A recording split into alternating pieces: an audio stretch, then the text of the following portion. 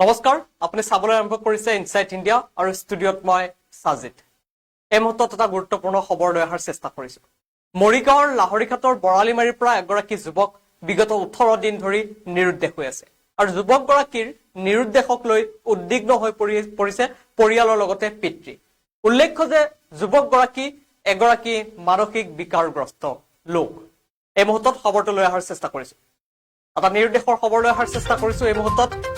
লাহৰিঘাটৰ বৰালিমাৰীৰ ইলিয়াছ আহমেদ নামৰ এগৰাকী যুৱক নিৰুদ্দেশ যুৱকগৰাকীৰ নিৰুদ্দেশ হোৱাক লৈ উদ্বিগ্ন হৈ পৰিছে পৰিয়ালৰ লগতে পিতৃ হাবিবুৰ ৰহমানৰ পুত্ৰ ইলিয়াছ আহমেদ বিগত 18 দিন ধৰি নিৰুদ্দেশ হৈ আছে আমি সোঁফালৰ স্ক্ৰীনত ছবিখন দেখুৱাই আছো এইজন হৈছে ইলিয়াছ আহমেদ আৰু এই ইলিয়াছ আহমেদ বিগত 18টা দিন ধৰি নিৰুদ্দেশ হৈ আছে উল্লেখ্য যে ইলিয়াছ আহমেদ এগৰাকী মানসিক বিকাৰগ্ৰস্ত লোক আৰু এয়া পিতৃয়ে সদৰি কৰিছে যে এগৰাকী মানসিক বিকাৰগ্ৰস্ত লোক ইলিয়াছ আহমেদ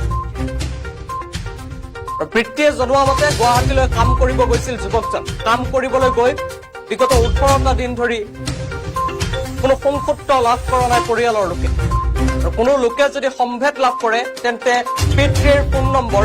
6901064337 নম্বৰত যোগাযোগ কৰিবলৈ অনুৰোধ জনাইছে পিতৃয়ে পুনৰবাৰ জনাইছো লাহৰিঘাটৰ বৰালিমাৰীৰ ইলিয়াছ আহমেদ নামৰ এগৰাকী যুৱক নিৰুদ্দেশ যুৱকগৰাকীৰ নিৰুদ্দেশ হোৱাক লৈ উদ্বিগ্ন হৈ পৰিছে পৰিয়ালৰ লগতে পিতৃ হাবিবুৰ ৰহমানৰ পুত্ৰ ইলিয়াছ আহমেদ বিগত 18টা দিন ধৰি নিৰুদ্দেশ বিগত 18 দিনে ধৰি পিতৃৰ লগতে পৰিয়ালৰ সৈতে কোনো যোগাযোগ হোৱা নাই ইলিয়াছ আহমেদৰ